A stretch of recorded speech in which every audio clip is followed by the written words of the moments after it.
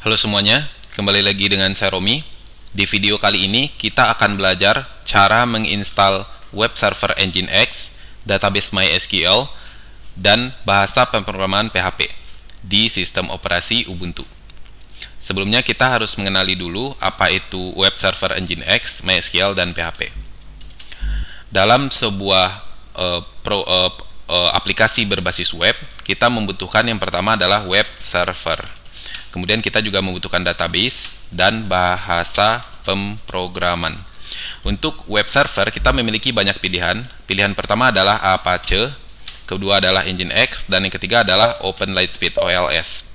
Nah, Apache itu paling umum digunakan oleh student untuk belajar karena konfigurasinya yang mudah, instalasinya juga mudah. Biasanya Apache sudah diinstal satu paket bersama dengan MySQL dan PHP, atau biasa disebut dengan aplikasi XAMPP, Apache MySQL PHP PHP MyAdmin untuk klien dari MySQL-nya. Namun di dunia industri, web server yang paling umum digunakan adalah Nginx dan OpenLightspeed karena kehandalannya mampu menangani traffic yang tinggi dan fiturnya juga lebih banyak. Seperti Nginx, selain untuk web server, dia juga bisa digunakan untuk video server, RTMP server, load balancer, dan lain-lain. Nah, antara Nginx dan OpenLightspeed sama-sama digunakan di dunia industri, namun OpenLightspeed memiliki kemampuan yang jauh lebih tinggi lagi dibandingkan Nginx. Tapi, untuk mengkonfigurasi OpenLightspeed membutuhkan pengalaman yang jauh lebih tinggi juga. Oleh karena itu, hari ini kita akan belajarnya menginstal Nginx dengan konfigurasi yang mudah, tapi mendapatkan performa yang baik. Kemudian untuk database, kita memiliki banyak pilihan. Kita bisa menggunakan MySQL, kita juga bisa menggunakan PostgreSQL, kita bisa menggunakan SQLite, dan lain-lain. Atau kita juga bisa menggunakan database yang NoSQL, tidak berbasis SQL, seperti MongoDB. Tapi dalam instalasi kali ini, kita mempersiapkan server untuk server PHP, untuk belajar untuk pemula, maka yang paling umum digunakan dan yang paling mudah juga adalah MySQL. Untuk bahasa pemrograman, kita sebenarnya bisa menggunakan apa saja. Kita bisa menggunakan PHP, Java, Node.js yang sekarang lagi booming, Golang untuk aplikasi-aplikasi yang menerapkan microservice. Kemudian kita juga bisa menggunakan Python, kita bisa menggunakan Ruby, dan lain-lain. Tapi pada kesempatan ini kita belajar dari yang paling umum dulu, yang paling banyak digunakan di Indonesia terutama itu adalah PHP. Sedangkan mungkin kalau di luar negeri sekarang sudah mulai banyak yang digunakan itu adalah Node.js dan Golang. Oke, itu sekilas tentang Linux, Nginx, MySQL, dan PHP. Teman-teman gak usah bingung kenapa disebutnya Nginx dengan E, padahal ejaannya adalah Nginx seperti ini. Karena walaupun ejaannya Nginx, tapi dibacanya engine, sehingga disingkatnya menjadi huruf E, bukan huruf N. Kita langsung ke instalasi. Pertama, di sistem operasi Ubuntu teman-teman, coba dibuka terminalnya, bash-nya. Nah, yang perlu diperhatikan pertama adalah simbol dolar. Simbol dolar ini menandakan kita saat ini berada di user biasa, bukan super user. Kalau kita berada di user biasa, kita harus mengetikkan sudo di setiap depan perintah yang akan kita lakukan. Sedangkan dalam proses instalasi ini, kita akan menginput banyak sekali perintah. Tentu akan sangat merepotkan kalau misalkan kita harus mengetikkan sudo di setiap depan perintahnya. Oleh karena itu, akan lebih mudah kalau kita masuk ke super user, sehingga kita tidak perlu lagi mengetikkan sudo. Cara masuk ke super user adalah mengetikkan sudo spasi su. Enter, kita akan dimintai password. Ketika kita sudah masukkan password, tandanya akan berubah menjadi pagar dan usernya sekarang ada di root add nama komputernya. Kalau sudah pagar seperti ini, kita tidak perlu lagi mengetikkan sudo di setiap depan perintahnya. Langkah berikutnya harus kita lakukan adalah mengupdate daftar repositori yang ada di laptop kita, di Ubuntu kita.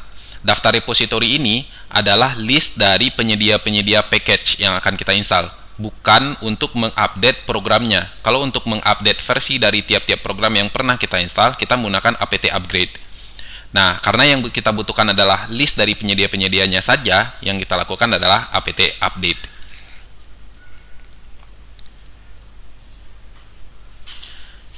Kalau misalkan update-nya sudah selesai, kita sekarang di laptop kita sudah mendapatkan penyedia-penyedia yang paling baru dari paket yang akan kita install. Kita sudah bisa mulai menginstal package-nya.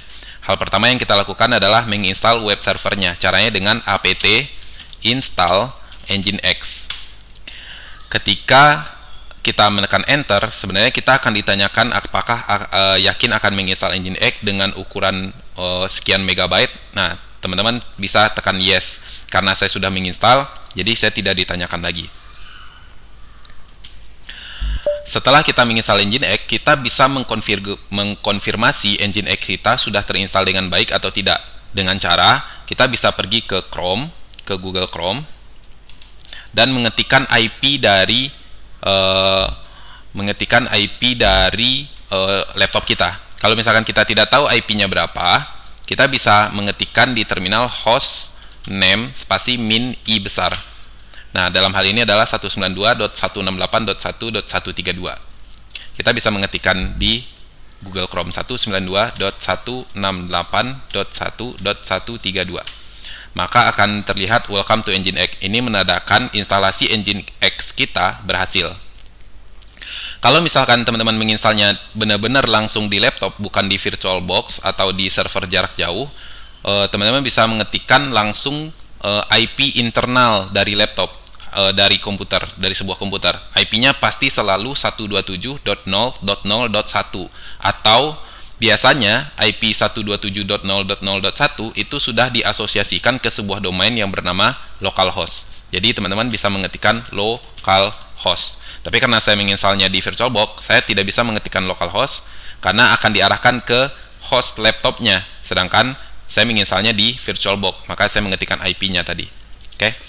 Kalau instalasi nginx-nya sudah berhasil, hal berikutnya yang akan kita install adalah MySQL-nya. Caranya dengan apt install MySQL strip server. Enter. Biasanya kita akan ditanyakan yes no, karena saya sudah menginstal maka tidak akan ditanyakan lagi. Oke.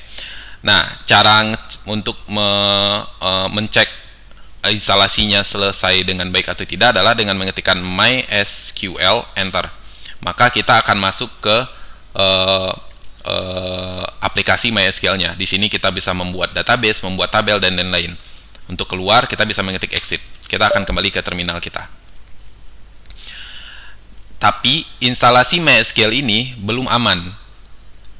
Nah, untuk mengamankannya, kita bisa menjalankan perintah MySQL_secure_installation. Teman-teman bisa mengetiknya sampai insta, kemudian tekan tab, akan dilengkapi sendiri.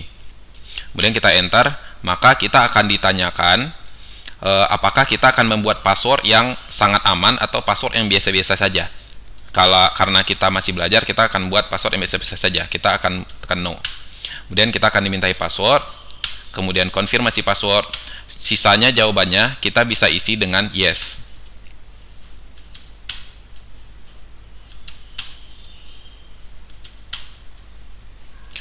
Oke, kalau sudah, maka instalasi MySQL kita sudah aman. Selanjutnya yang akan kita install adalah PHP.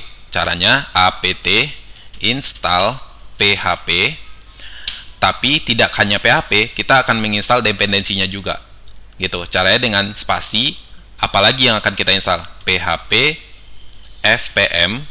Kemudian apalagi? PHP strip MySQL. Kalau masih ada yang setelah itu akan kita install juga secara bersamaan, tinggal ditambahkan spasi lagi, nama aplikasi berikutnya apa. Oke, dalam hal ini kita menginstal 3 hal, PHP, PHP fpm, dan PHP MySQL.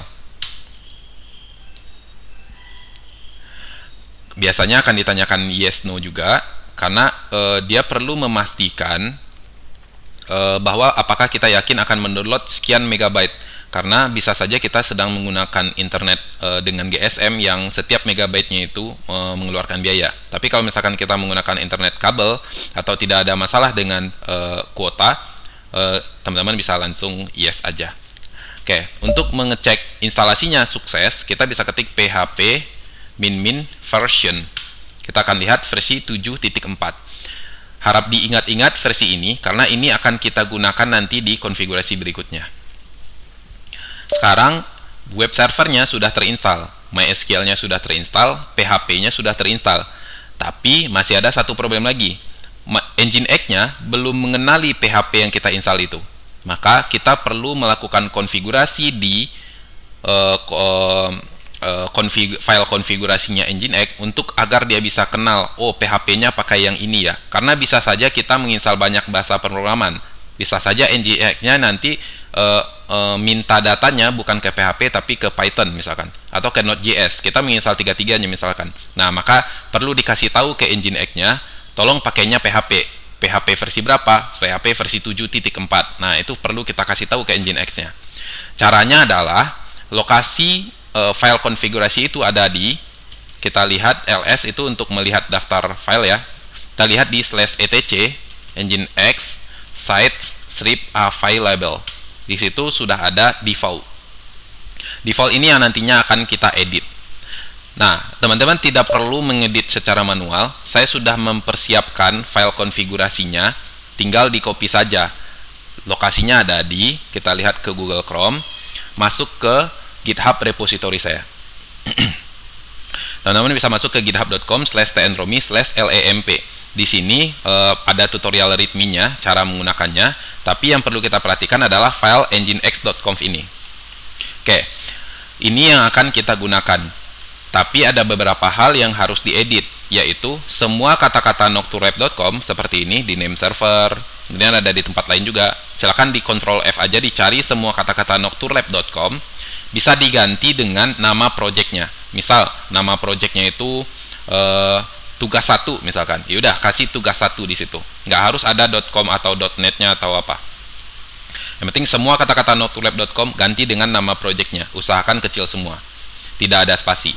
Kemudian yang harus diperhatikan juga, kita Ctrl F, ketik fpm. Nah, di sini kita bisa lihat fpm-nya diikuti dengan versi dari PHP-nya. Tadi kita sudah lihat PHP min version kita dapat 7.4, maka kita tulisnya fpm 7.4 di sini. Kalau misalkan teman-teman dapatnya 7.2 atau 7.3 atau mungkin PHP 8, silakan tulisnya fpm 8. Oke. Kalau kedua-duanya sudah diedit antara nama project dan versi PHP-nya, teman-teman bisa copy file ini. Cara paling mudah untuk kopinya adalah kalau di Linux itu sudah ada service yang namanya git. Kita tinggal clone. Jadi git clone alamat dari repository saya tersebut, https://github.com/tnromi pakai y ya /lamp. Maka dia akan mendownload repository tersebut. Kalau sudah selesai, kita lihat ls, sudah ada lamp, nama direktorinya, kita masuk ke direktori tersebut. Caranya cd, change directory ya, cd lamp, tekan tab. Oke. Nah, sekarang kita bisa lihat di sana ada nginx.conf. Oke, setelah di-clone silahkan diedit, bisa pakai Sublime Text, bisa pakai Visual Studio Code.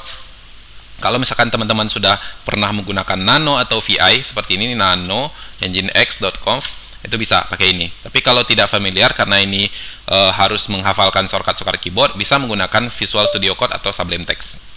Nah, file nginx.conf ini yang akan kita copy menimpa file default tadi. Caranya adalah cp nginx.conf ke spasi ya, spasi, destinasinya adalah /etc nginx site strip available dan default, sehingga dia akan menimpa file default ini yang isinya adalah isinya nginx.conf itu.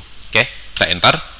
Nah, kalau sudah berhasil, konfigurasi sudah selesai, tinggal kita restart nginx-nya agar perubahan tadi diterapkan. Caranya adalah systemctl restart nginx. Oke. Nah, sekarang kita sudah selesai menginstal web servernya. Kita sudah siap untuk membuat codingan PHP. Membuat codingannya di mana? Kita bisa ke cd/var ww. Di direktori inilah kita membuat project kita. Oke. Tapi di direktori ini baru ada folder HTML, sedangkan nama project kita tadi yang kita atur di sini, nama projectnya itu nocturweb.com. Kalau saya, misalkan teman-teman bikinnya tugas 1, berarti kita harus membuat folder yang namanya tugas 1, sama persis dengan apa yang kita tulis di sini. di bagian root itu, di /var/www/nama projectnya. Berarti kita bikin di sini nama mkdir untuk membuat direktori ya, make directory mkdir. Nama projectnya, kalau dalam hal ini saya adalah nocturlab.com. Oke. Nah, kalau sudah ada di sini nama directory nocturlab.com, di dalam inilah kita bebas membuat file PHP kita. Oke. Kita change directory cd ke nocturlab.com. Karena isinya masih kosong, kita bisa mulai ngoding di sini. Contoh, kita buat file index.php. Karena saya di terminal, saya bikinnya pakai nano index.php. Tapi teman-teman bisa menggunakan Sublime Text atau Visual Studio Code, pokoknya jadi file index.php. Hal paling sederhana di file index.php yang kita bikin adalah untuk menulis hello world ya. Kita buka tag PHP dulu. Tanda tanya PHP. Kemudian untuk mencetak sesuatu, kita bisa ketikkan echo.